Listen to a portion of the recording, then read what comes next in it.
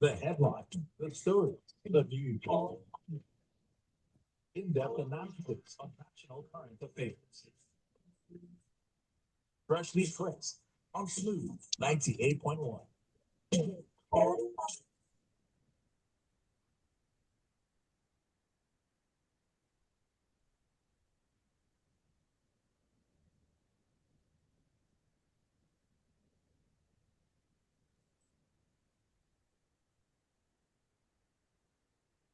Love music, love life. You are welcome to Freshly Pressed right here on Smooth Breakfast on Smooth 98.1. Here every 7:30 till 8. And every weekday we get to analyzing the news, making the headlines, and you're always welcome to be a part of the conversation. WhatsApp line to send your messages to E0809 444 0981. Again, 0809 444 0981. And you can also join us on YouTube where we're live at Smooth 981 FM Lagos is the channel you're searching for. You should subscribe while you're there and click on the notification bell so that you are aware whenever we go live at Smooth 981 FM Lagos. It also means that you can drop your comments in the live chat option, and you're welcome to be a part of this. My name is Oluwaseun Olusegun, and we'll get it started right here in Lagos. Oh, by the way, joining me for this analysis, as usual, on a Friday, please welcome with me AB Bozimo. Good morning. Good morning, Oluwaseun. A pleasure to meet you virtually on this platform. Good morning to my colleague Joseph, and good morning to all of the wonderful listeners out there.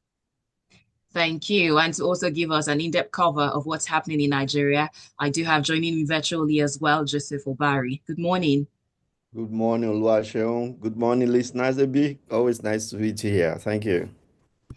Thank you. And let's hope that this one takes a nice turn because we're starting with the brouhaha in the Lagos State Assembly. I have resumed as Lagos Assembly Speaker, says Obasa. And the ousted Speaker of the Lagos State House of Assembly, Mudashiru Obasa, has stated that he has resumed his position as the Parliament's leader. Joseph? Well, I mean, the drama in Lagos is becoming more intriguing every day, because we have seen a lot of plays there that suggest that there is serious interference in the affairs of the State House of Assembly. First was I say, invasion by the DSS or of officers into where went into the House of Assembly last time. And then, of course, Obasa, who had been out of the country, had eventually come back, and he's staging a comeback into the role he has been ousted from. So it's intriguing because there's a whole lot of show of power, the power play in the House of Assembly there.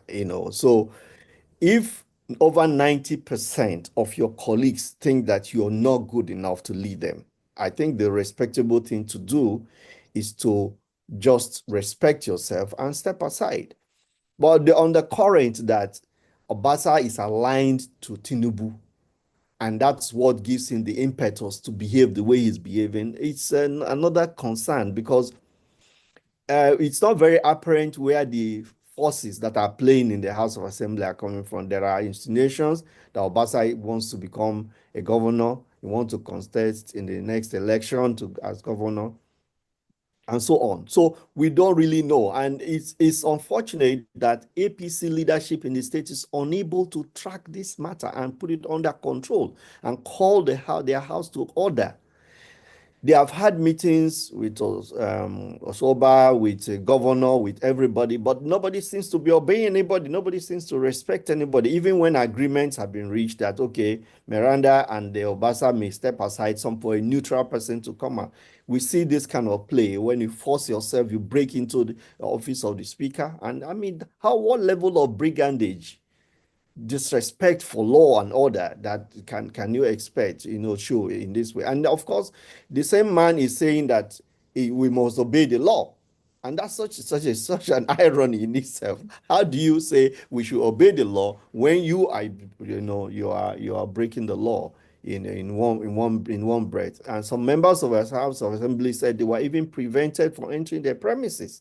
So there is a whole lot of power play there, and we need to political leaders in Lagos State have to really rein in the House of Assembly and ensure that at the end of the day, it is the people of Lagos and residents of Lagos that lose when there is this kind of drama and loss of focus of the House of Assembly. If you recall what's going on in River State, it's similar kind of thing. Where you are neither here nor there. You don't really know what is going on and who is really in the House of Assembly and so on. So the political leaders have to take steps to ensure they can arrest the situation and get the house back on track. Thank you very much. Could I All right, just, please go on. After a series of years away from Lagos, I recently visited and I was quite impressed by everything I saw, the development going on. Can you imagine how much further Lagos could go if this kind of distraction is not allowed to take root and fester? Lagos is a country, literally economically, like the fifth largest in Africa. And I would hope that those in authority there understand that they have a leadership position in Nigeria and a responsibility to keep the fires of progress burning. Thank you. No doubt the drama is still unfolding, and hopefully this is reined in as soon as possible. We move on to the story, and this one is the Nigerian Labour Congress has decided to shelve its planned protest scheduled for 1st of March 2025. That's tomorrow. And according to them, according to a report from the Punch newspaper, they said that they have reached an agreement with the federal government on a 35% increase in telecom tariff. That's as opposed to the 50% increase that was earlier said. Okay, this headline could actually have been framed differently. NLC realizes its folly in pursuing a pointless goal and decides to step out of the limelight. Listen, they are reaching an agreement with the federal government. Does the federal government provide telecom services? No. As part of the story, there's also some individual, let me say his name. He calls himself the president of the National Association of Telecom Subscribers, Adeolu Ogubanjo. I don't know whether he's your president, but I've never seen him do anything that has helped or hindered me with enjoying or suffering from telecom services. So, I would take it that he, like many clothed and semi-clothed people on the streets, has called themselves president and are walking around saying that they fought. Listen, the telecom subs, I am like every other Nigerian who is finding it hard to pay my bills. I want to be very clear. I do not want increase on anything. In fact, I'm seeking reduction. But at the same time, I have the perception to know that these companies need to update, upgrade, and stay modern in order to be able to provide the services that we desperately need in Nigeria. It's not just about these phone calls and SMSs and I love you texts. It's about online learning. There are lots of other things that the telecoms people provide. And if their funds are running short because of the overall cost of living crisis, the NLC should have fought the problem at the root when President Bola Ahmed Tinubu removed the telecoms, removed the subsidy and all that. All these are secondary things. So back to what I'm saying, NLC, well done. The truth is, nobody knew that there was anything called a strike coming up. Nobody cared. And you are just putting yourself in the headlines in a way that is irrelevant and unnecessary. It was a foolish thing to have contemplated in the first place. And I'm happy that somewhere in the fog of folly, they have realized that they should step down. They're now saying it's obvious we should step down. It was obvious that nobody was going to follow them into this silly strike. Were they not the ones who were striking for 3 hours a day? Who noticed? Who cared? For Thank me, you. Please I go think on. the key thing simply for me is that we should ensure that the telecom operators give us quality service. And That right is at the now, core of it. even when we are paying more, we are not seeing that. It's just like the power sector too. We pay more, but we don't really see the benefits. I And that's completely agree. If I heard that NLC was making something along that line of advocacy, I could get behind it myself because I've been on calls where they drop, video calls you can't do sometimes. You are dealing with foreigners, and when they come on Zoom, they find that the people on the Nigerian side typically don't have our cameras on, and they're wondering, are they in a 419 den? And you have to now put on your camera and say, no, over here, we're just trying to conserve bandwidth. So that is a fight I am part of. But all this, we are going to go on strike for 3 hours a day to show our displeasure. Oh, please. Well, that ties nicely into the next headline because it's a little bit confusing. As recently as yesterday, the Minister of Communications and Digital Economy, Dr. Bosun Tijani, in a meeting with the management of Airtel Nigeria to the President's Villa in Abuja, said that they defended the 50% tariff hike for telecommunication service because they don't want Nigerians to be jobless. I think you Joseph? hear 35, 50. Please, Joseph, take it from here.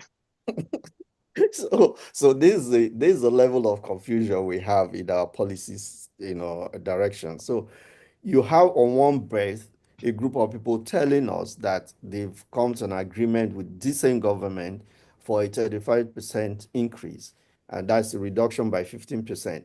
In the same breath, on the same day, we have a government official who should be knowledgeable about whatever is going on in that sector, telling us and explaining and defending why they had to increase the 50% tariff, the tariff by 50%. Like Ebi has said, yes, there is apparent need for us to sustain the operations telcos.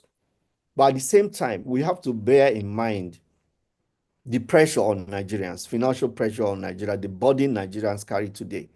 And if some people, whatever group of persons, have been lobbying government, I expect that every organ of government that is involved in telecom matter should be knowledgeable about it. So the question comes now, who should we believe? Why is government not spoken about this? Why is government not come up to say, okay, we are still maintaining the 50%, we are still giving them that leverage of 50%. Oh no, we have reduced it by, directed them to reduce it by 15% to 35%. So it's contradictory. So when I saw these two headlines, it was quite contradictory and confusing. And okay, we just hope that, okay, as is always the case with government business, they're slow to catch up. So maybe eventually we're going to hear from them a position so that we have directed NCC to and now tell telcos to only go by 50% and by 35%. So we'll look in the next few days to see if this happens. Otherwise, it is quite confusing that in one breath, we say some people are telling us they've had agreement with government. So if this government official, minister is not aware of this, it's like, who did they have the meeting with? Who did they discuss it with? Or who? So it's very, very confusing, honestly.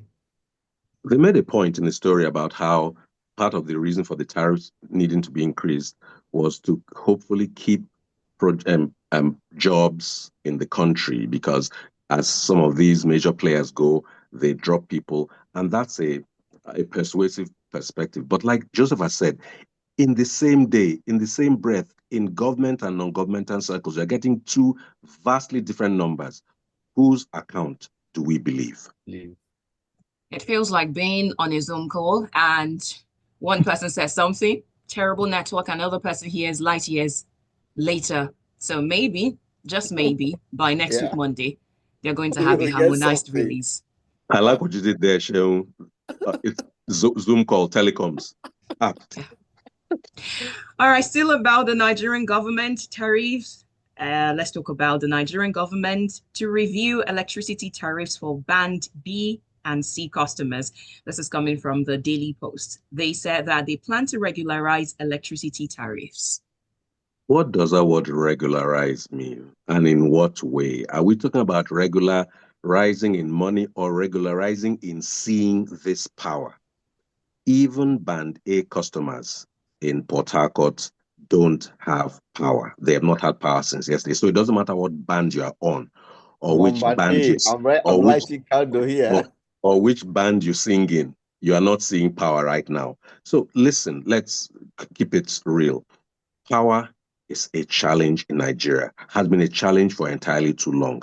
And yes, this administration attempted to do something, to try and categorize consumers and raise the tariffs on certain category of consumers astronomically. Ironically, in many instances, those who could afford to pay those things have started moving to renewables and sustainable energy, like solar, because Yeah. they perhaps can afford it more than the poor. So I do not necessarily think that no matter how well intentioned that was, it is going to hit the spot. In fact, many places you hear hospitals have shut down. UCH Ibadan was shut down for over 100 days over a bill of a mere 480 million naira. How much was that house we built in Abuja that is unlived in right now? 21 billion naira. Those are the priorities. So here it is. The other day, we are hearing about a 15 trillion naira coastal road that is literally a duplicate of the east-west road. How much would it take to move the Nigerian electricity sector forward? I am not saying that there's no reason to reassess the disparity between band A and the other bands, but I'm saying people are not seeing, experiencing, or benefiting from power as it is. I think the first sign of somebody who truly wants to make progress is to re-examine a policy, no matter how well intentioned. And when you see it has not quite met its proper goals, recalibrate. There's nothing wrong with tweaking a thing until you get it, I won't even say right, but better. So saying you want to regularize simply means you want to add more money on the tariffs from B below. Have you addressed the lack of power, even in band A? I just think that the focus is inordinately on revenues. Revenues are critical. No, it's a business. I'm not trying to say this in any way that money isn't needed, but there needs to be something more nuanced that needs to be done to make sure that what your efforts are getting to the goal. And the goal should be that Nigerians are able to predictably expect reasonable power at a fairly reasonable rate. Trust me, when there's more power, there'll be more productivity. When there's more productivity, our incomes will rise. As our incomes rise, we can pay more. But right now, the disparity between the power and productivity is so much that people live and make their businesses on generators. And as a result, the losses are too much. And now you're adding more. There's something that's I think I applaud an attempt to do something, but more needs to be done to really study the problem. They need an overall project management perspective where you look at the stakeholders, look at the problems, you look at how you are going to make these things interact to make sure that you get the desired results at the end of the day. It's not just about raising the tariffs. You can throw money at a problem without solving it. I think that's where we are right now, and it's a terrible place to be. Maybe I think you hit upon something there. The truth simply is that they are getting this feedback that quite a number of persons who can afford it in band are actually migrating. That's all. I personally had written them and told them that after some experiences I found here, that obviously my meter was being manipulated. Mhm. So I told them I was going to migrate. I got the capacity to go off grid. And so Honestly, I could do it. If not for the rainfall yesterday, I would just not bother about them, whether they are on or not. So the point is that these things got to change. And people, just like you said, look into this thing very critically. If they had spread the costs evenly among all the bands and ensure there is equitable distribution of power, then of course everybody benefits and they can make their money. But then honest, you say you target a group of persons and you punitively start money from them. punitively. Yeah. Wow. Thank you for your analysis. And you can join the conversation. WhatsApp line to send your messages to is 0809-444-0981. Again, 0809-444-0981. And on YouTube, you can drop in your messages at Smooth 981 FM Lagos is the channel. On YouTube, Tajuddin Abdul Hadi says, "Good morning to you all. Isn't the government itself still an irony?" And then on WhatsApp, I have Sadiq Ibrahim from Festac Town, Lagos saying, "Good morning, crew. The unfolding political situation in Lagos State House of Assembly is a battle royale between Alausa and Aso Rock Villa in the build-up to the 2027 general elections." Very That unfortunate. I'm not sure, I think your name is Abayomi, but she said, "Good morning, everyone. During his appearance on Channels TV yesterday, Obasa was repeatedly asked whether he had the backing of President Tinubu. However, he was unable to provide a clear response. It is crucial to stick to the fact the media and politicians must stop attributing powers to Tinubu that he does not possess. President Tinubu would never endorse Obasa's actions. Tony from Marine Beach says, now we have a Lagos house of commotion. It's so sad that our so-called democracy is being bastardized. On same day, security details removed from one and given to another, and someone is trying to explain the coincidence. I can foresee this Lagos politics getting to a point where someone will be reminded where he's really from. By the way, talking about the details, so it's been restored, the security details for Miranda has been restored. And according to them, they said it was just a general personnel audit and she's not the only one affected, according to them. Of course. Well, moving on, Adegboyega Adedeji says, Obasa's actions yesterday has shown and proven that he has over the years learnt the trade and game of politics in Nigeria. He will not be the first and will not be the last to invade the State Assembly or National Assembly in a dictatorship manner without any consequences, which means his actions is permitted by law and accepted by those in the business of politics in Nigeria. My advice is don't die in their war. Don't be too quick to pick sides. They're only fighting to protect their bellies and pockets. Perfect. I do have Mr. Ajayi Oloniloa from Magodo GRE Sherry saying, good morning, Oluwaseun. It's unfortunate that it's happening in the Lagos House of Assembly when the majority of members have decided that Mudashiru Obasa is no longer fit to lead them, but forces outside of the assembly saying otherwise. Democracy is strengthened when the minority have its say while the majority have its way. In the United Kingdom, the British Prime Minister can go to the office in the morning and return as an ordinary member of parliament if a vote of no confidence is passed on him. Yeah. Joseph Menye from Silver Estate Ejigo says, good morning, freshly pressed. My ever vibrant presenter, Radio Diva Oluwaseun, and analyst AB and Joseph. Why is the crux of the impeachment not the subject matter?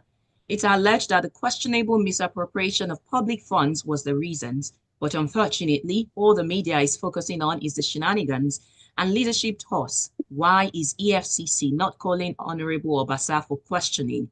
You begin to question the laws in Nigeria. Similar happenings is ongoing in River State, just impunity at its peak.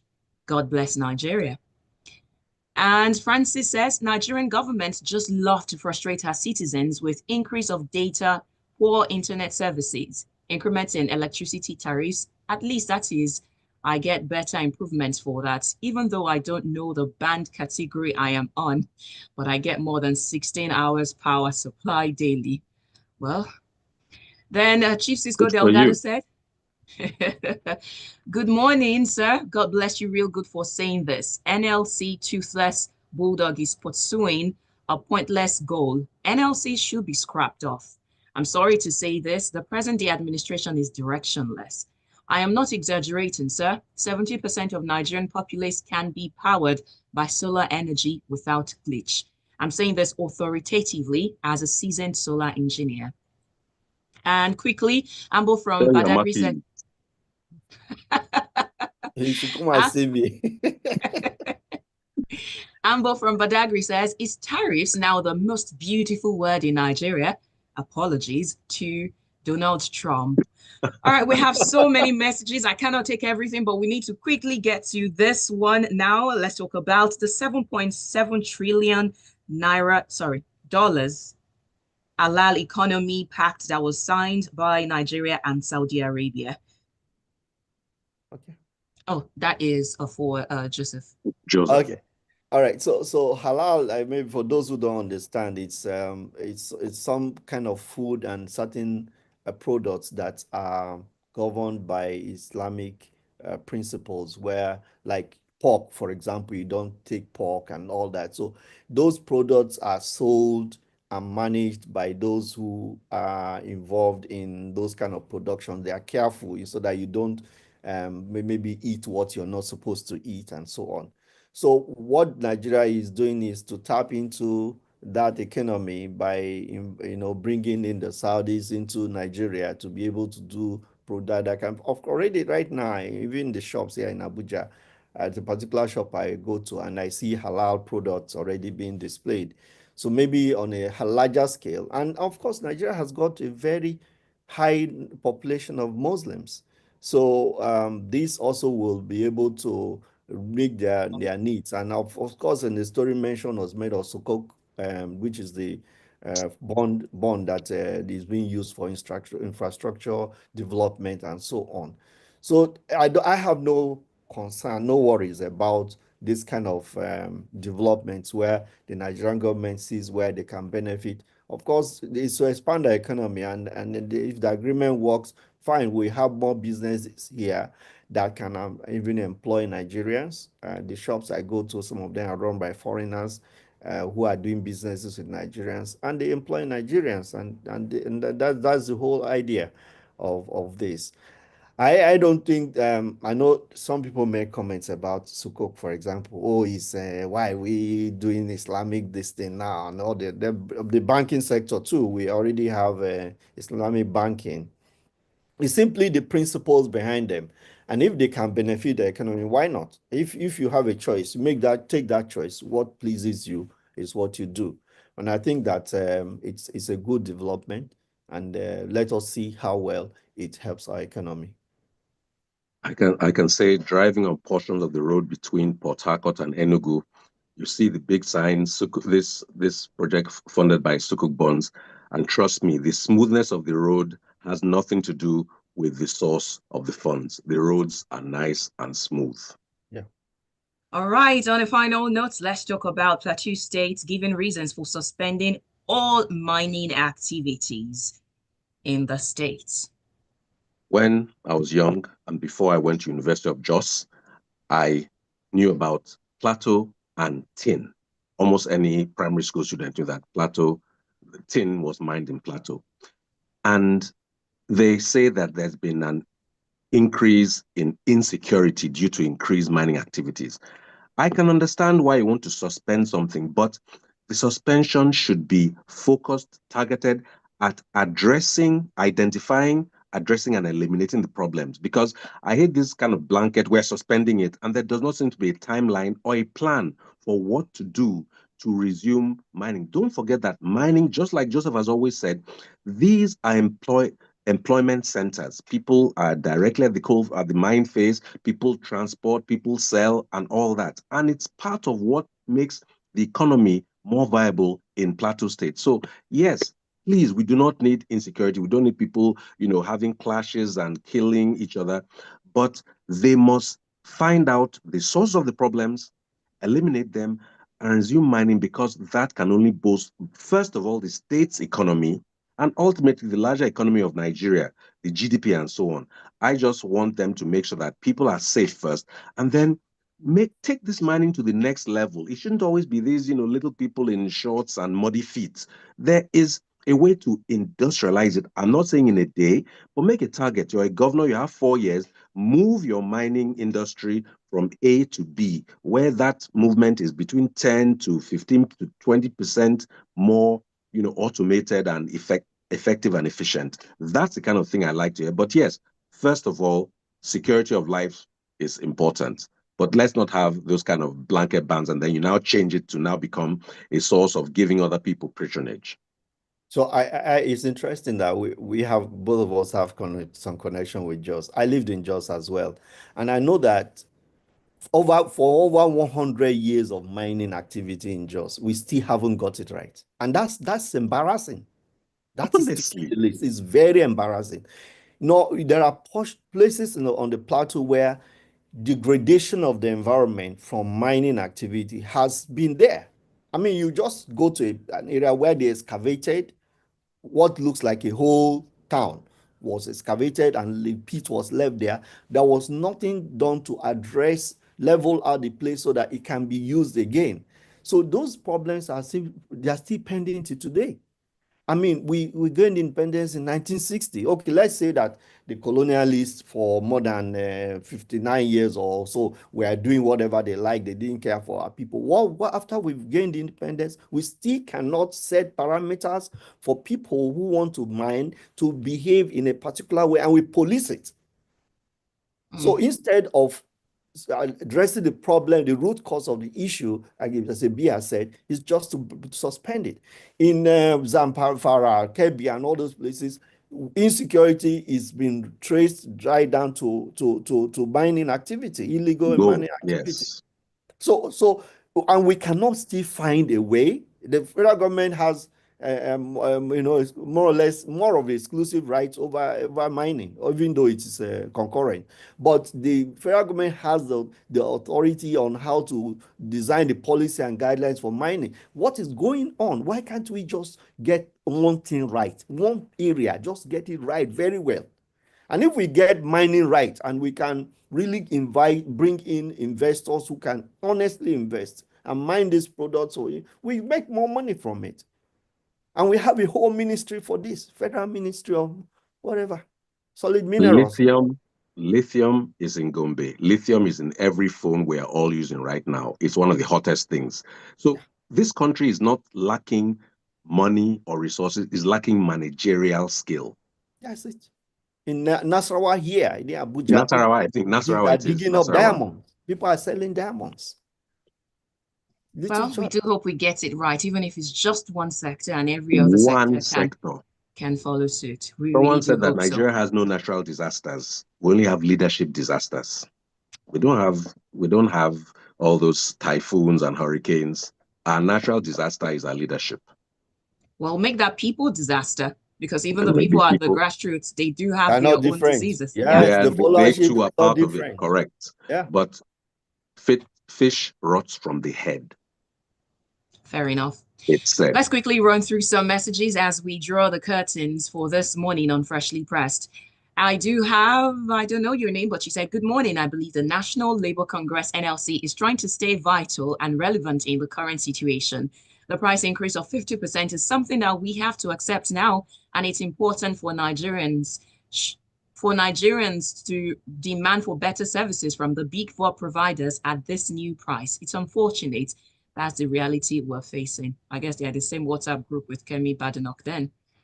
Shegun from Lagos says, to Tinubu supporters, 4 members are not enough to form a forum in Lagos, while in Rivers, 4 isn't enough. With what happened yesterday in Lagos Assembly, APC supporters have no moral standings to criticize OBJ for making political coups against Ngige, Ladoja, etc. Let Akonde and Oshoba go and resolve the political rows in their state respectively if they are real elders. Everyone has now seen why a well-behavedly professional police commissioner was removed. Barrister Dan Okuda from Uganda says, good morning, the crew. Any reasonable increase in telecom tariffs is justifiable considering the spiraling inflation in the country. And I do have Babylon from Ikoyi saying, increasing telecom tariff is not right at this time of agony in Nigeria. And then he further says, Obasa is a good Nigerian politician, not what the people want, but what you want. Remember, Tinubu is not the people's choice.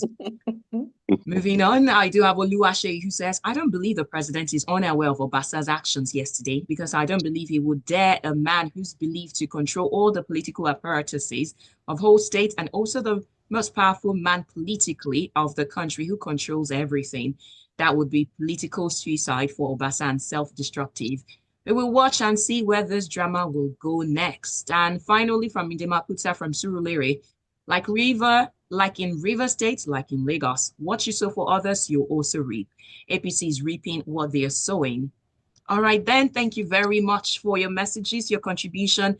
Thank you, AB Bozimo. Thank you, Joseph Obari, for your time this morning. We really appreciate it. And next week, we'll go again on Friday. Any final word? Thank you, Oluwaseun. A pleasure joining you. Thanks you, Mr. Joseph, as always. And thank you to all the wonderful listeners. Have a fabulous Friday and weekend ahead. So I start with the listeners. Your contributions have been vibrant. You made this very sweet. Oluwaseun, nice to meet you. This has been very, very exciting. And Ibi, as usual, always pleasure. Thanks. And have a wonderful weekend, everybody. Thank you. And Smooth Breakfast continues because at 8:15, we need to get inside the locker room and talk about how Arsenal is. Well, we hope that Arteta won't have to say another over my dead body thing. We continue on Smooth Breakfast. The headline. The story. Thank you very much. It was a Thank you. pleasure. It's a pleasure. Beautiful. It's You beautiful. have a wonderful weekend I ahead. like your work. God bless you. Yes. Bye. All All right. right.